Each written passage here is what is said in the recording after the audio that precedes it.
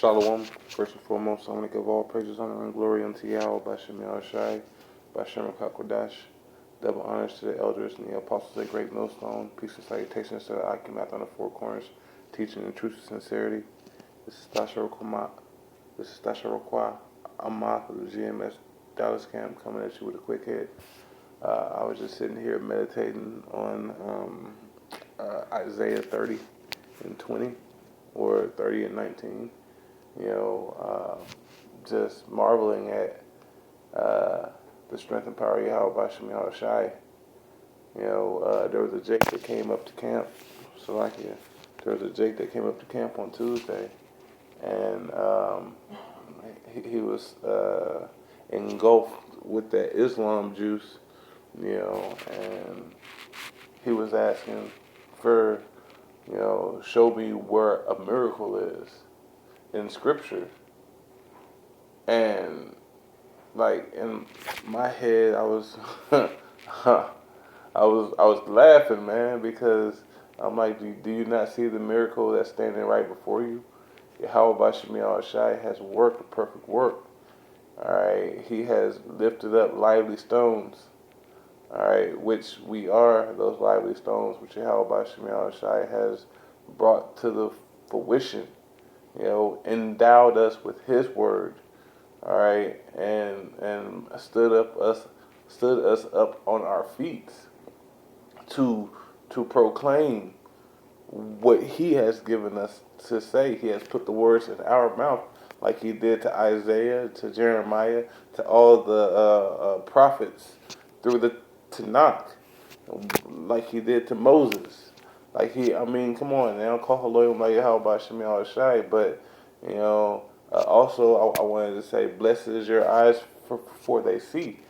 All right, because many have wished to see the things which we see, especially in these times, because I believe it's in Ecclesiasticus where it says it is better to see the end of a thing than the beginning of it. We are seeing the end of our enemy, so that's a double whammy. But I'm going to jump into the scriptures. This is Isaiah chapter 30. I'm going to start at verse 19.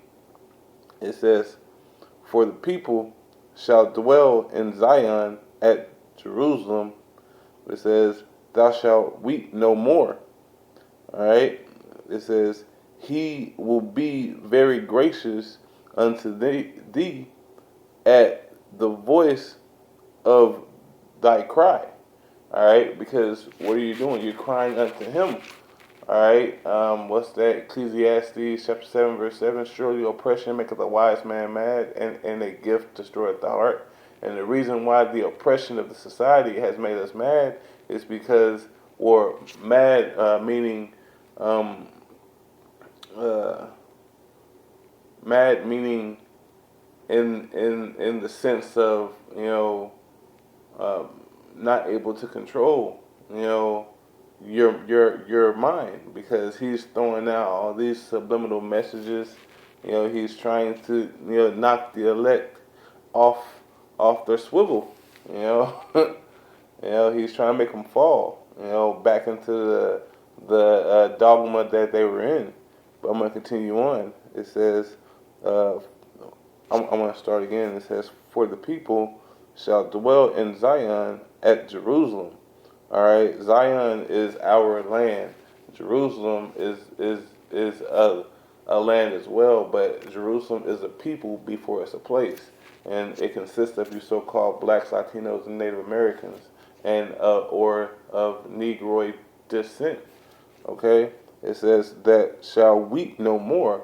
So we're not gonna weep anymore. That means that our salvation has come. If we're not going to cry for it anymore, it'll be here, and it's going to come through our big brother Yahweh Shai Hamashiach. Okay, I'm going to continue on. It says, "Thou shalt weep no more. He will be very gracious unto thee at the voice of thy cry." All right, so He's going to come immediately. Okay. It says, "When He shall hear it, all right, He will answer thee." All right, whenever He shall hear the cry of His people, all right, It says also, if everybody was on one accord and they faced the east and they cried unto Yahweh by Shemi Shai, he would be there immediately. All right, better yet, I'm gonna pull a precept. This is Ecclesiasticus chapter 35. I'm gonna start at verse 16. Um, it says, "He that serveth Yahweh by Shemi Shai shall be accepted with favor, and his prayers shall reach unto the clouds." All right, because the it'll continue here in 17. It says, "The prayer of the humble pierceth the clouds, and till it come nigh, he will not be comforted." All right, because Yahweh by Shemi Shai is going to be uneasy. Why is his people down here crying? Well, why are they, languishing? Because the wicked's in rulership right now. That's why they're upset. That's why they're crying. All right, I'll continue on. It says, "He will not be comforted." It says, "And will not depart till Yahweh by Shemi Shai shall behold to judge righteously and execute judgment." All right, because the judgment will be speedy, will come speedily. All right, for the righteous. Okay, whenever Yahweh Shai walked the earth, all right, he came for the downtrodden. All right, he came for the righteous. He didn't come for all nations. Okay, it says verse 18. It says, "For Yahweh by Shemi Shai will not be slack, neither will the mighty be patient towards them, till he make Slakia." It says, "Till he have smitten in sunders the loins of the unmerciful." And who is the unmerciful? Esau, Edom, but namely all these nations, because they didn't care about what happened to the so-called blacks, Latinos, Native Americans. They wanted to make their kingdom fat. Raza, race, racist, Raza, that means someone that is for their people. We weren't their people, so therefore they wanted to see our downfall so they can be enriched. It's just like what King David did. All right, King David put all the other nations underfoot, and those other nations saw that, and they still see that to this day. That's why all of them came together with one consent, as it says in that Psalm chapter 83, to do away with the Israelites Salakia, with the Israelites being on high. They wanted to take that away, and they did for a little season. But they didn't do that. We did that to ourselves because we transgressed. Okay? But I'm going to continue on. It says, "For Yahweh by Shemi Shai will not be slack, neither will the mighty be patient towards them, till he have smitten in sunders the loins of the unmerciful, until it says, and repay vengeance to the heathen." So Yahweh by Shemi Shai sees it and knows it and understands why it's going on, why it's going down. All right? Because it was written. Okay? Continuing on. It says, "Till he have taken away the multitude of the proud, and broken the scepter of the unrighteous." All right? And that's Esau Edom. All right? His scepter of bread is being broken in front of your eyes right now.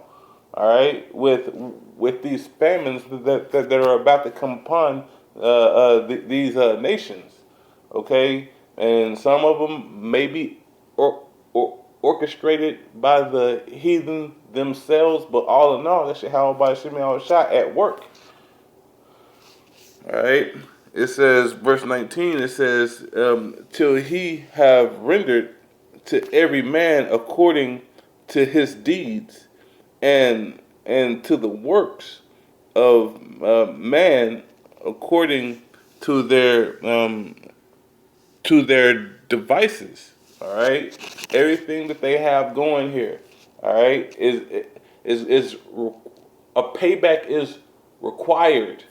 All right, it is necessary. Okay, I'm gonna put another precept after this one.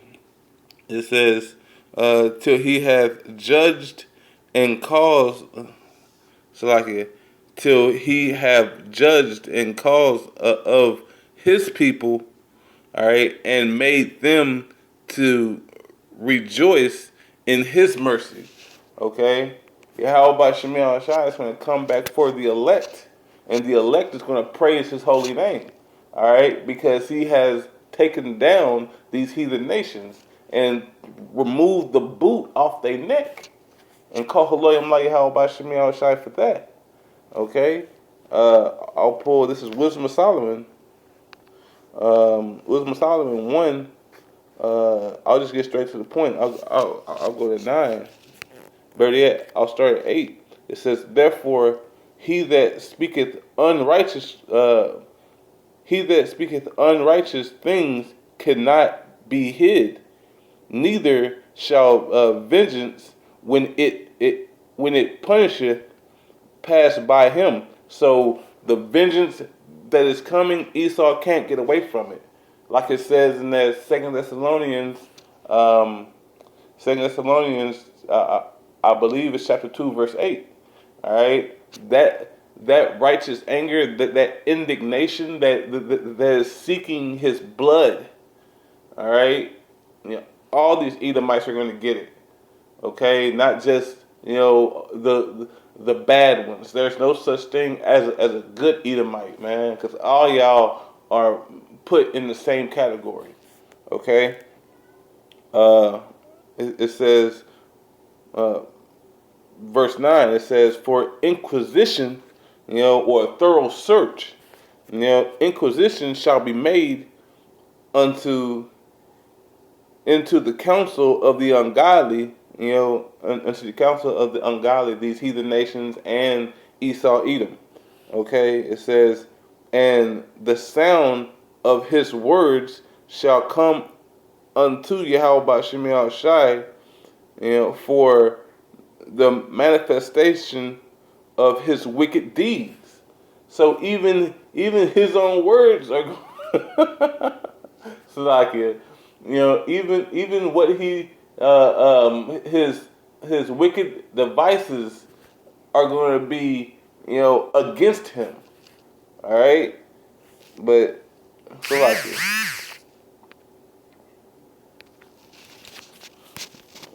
Because going back to Isaiah, this is Isaiah chapter 30. I'm going to start back at 19. It says, "For the people shall dwell in Zion at Jerusalem, thou shalt weep no more. He will be very gracious unto thee at the voice of thy cry." It says, "When he shall hear it, he will answer thee." All right. So Yahweh Shemiah Shai is going to answer the elect. All right. And the way that he's going to do that is that he's going to answer and give them a reward for their diligence. Okay. Verse 20, it says, "And thou, and though Yahweh Shemiah Shai give you the bread of adversity and the water of affliction," the patience. Okay, because that's what patience is. Patience is affliction and adversity. All right. It says, "Yet shall not thy teachers be removed into a corner any more, but thine eyes shall see thy teachers." Okay. So as we're going through this affliction and this adversity, and Kohalim like how about Shemiah Shai, because that gave us patience. All right, so these things must come about so we can see our teachers in the flesh before us. All right, because they have always come through, to proclaim the name and the words of Yahweh Shemiah Shai to those chosen to hear it. All right, in Matthew chapter 13 and 11, it's given unto you to understand the mysteries of the kingdom of heaven. Unto them it is not given. Unto these other nations it was never given. So it's given unto you. And call Haloyim like Yahweh Shemiah Shai for that understanding. Okay, but and I'll continue in 21. It says, and thine ears shall hear a word behind thee, saying, This is the way, walk ye in it. It says, when ye turn to the right hand, and when ye turn to the left. So Yahweh Shemi Shai is going to put his words into your teacher's mouth, so you can understand the truth. And is that not what's transpiring today? Because through the elders and the apostles on down, they are doing a magnifical work. It's beautiful to see, but it's even more beautiful to be a part of it. All right, and to you that are waking up as of this day, seek out the good. Seek out those that are doing right by Yahweh Shemi Shai. Know who your power is. Seek out his name. All right, and his name's only going to be found in GMS, because these other camps, they ain't got it. Okay, but let me continue. It says, well, better yet, let me pull up precept. This is Ecclesiasticus chapter 6. I'm going to start at verse 32. Lord's will. It says, My son, if thou wilt, thou shalt be taught. And if thou wilt apply thy mind, thou shalt be prudent. All right. So whenever you wake up, through the spirit and power of Yahweh Shemi Shai, you are brought into this truth. Yahweh Shemi Shai will awaken your mind to understand those dark sayings. To be prudent. All right. To have patience. All right. To understand that this thing doesn't happen overnight. It's a gradual thing, and above all, you're going to have to read. You're going to have to read, okay? But I'll read that again. It says, My son, if thou wilt, thou shalt be taught. And who are you going to be taught by? You're going to be taught by the elders and apostles of GMS and the men under him. It says, My son, if thou wilt, thou should be taught, and if thou wilt apply thy mind, thou shalt be prudent. Verse 33, it says, If thou love to hear, thou shalt receive understanding. It says, and if thou bow thine ear, thou shalt be wise. Okay, because to receive understanding is to already have wisdom. Okay, it says, stand in the multitude of the elders, which is going to give you the wisdom, knowledge, and understanding through Yahweh Shemi Shai. That, and you being diligent in your reading. Okay, because that I think it's Isaiah chapter 30 verse 6. Wisdom, knowledge, and understanding shall be the stability of thy times and strength of salvation. That's the only way that you're going to get saved is if you're toiling. All right, is if you're pushing. All right, you read, you let it marinate, and you read again. Keep reading. Okay, it says, if thou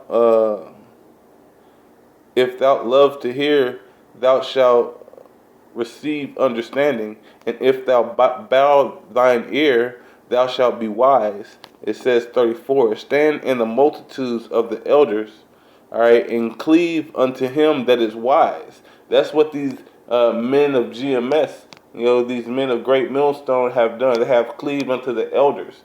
All right, it says, be willing to hear every godly discourse, and let not the parables of understanding escape thee. So that means stay occupied therein. All right, and I'll read another precept after this. It says, and if thou see a man of understanding, get thee bedtime, betimes, all right, unto him, and let not thy foot wear the steps of his door. So that means you're going to be there constantly, in season and out of season. No breaks. No breaks. There's no hold on, let me catch my breath, or oh I gotta go bury my father, or oh I gotta go do this. I mean, shit happens, but Yahweh Shemi Shai has put a beautiful Shalaki is slipping my mind, but a beautiful array of men before you. You know, different age, but the wisdom is there, and you can tell. You can tell through your brethren. You know, in the camp that I'm in, all my brothers, they have the spirit of Yahweh Shemi Shai, and it is you learn from each level. You learn from each level, you know, and it's a joy. All right. So it says, "Be willing to hear every godly discourse, and let not the parables of understanding escape thee." Verse 36, it says, "And if thou seest a man of understanding, get thee betimes unto him, and let thy foot wear the steps of his door." That means that you always there. You always got your pad open. You always jotting down precepts. You know, hey, you always memorizing precepts because you're gonna need it in you. You know, you're gonna need it in you. All right. It says, verse 37. It says, "Let thy mind be upon the ordinances of Yahweh Shemi Shai, and meditate continually in his commandments." It says, "He shall establish thine heart, and give thee wisdom at thine own desire." So this is a desire that these men have. All right, wisdom is like unto a woman. All right, just like you desire your wife, you know you should desire wisdom. All right, and it says in Baruch chapter 4, verse I believe it's 26. It says, "Seek ye Yahweh by Shemi Shai 10 times more." So you should want wisdom 10 times more than your own woman. All right, I'm gonna pull one more. You know, the precepts just popping in my head. I'm pulling one more. This is Ecclesiasticus, chapter 39, verse 1. It says, "But he that giveth his mind to the law of Yahweh Shemi Shai, and is occupied in the meditation thereof, will seek out the wisdom of all the ancients." All right, and be occupied in prophecy. Okay, so that desire, that yearning, you know, that you have, you're going to be occupied, you know, in where Yahweh Shemi Shai dwells. Okay, and that's in wisdom. All right, and that's in prophecy, because Yahweh Shai is the spirit of prophecy, as it says in Revelation chapter 19. Okay. But hey, I wasn't trying to make this long, man. Call Haloim like Yahweh Shemi Shai.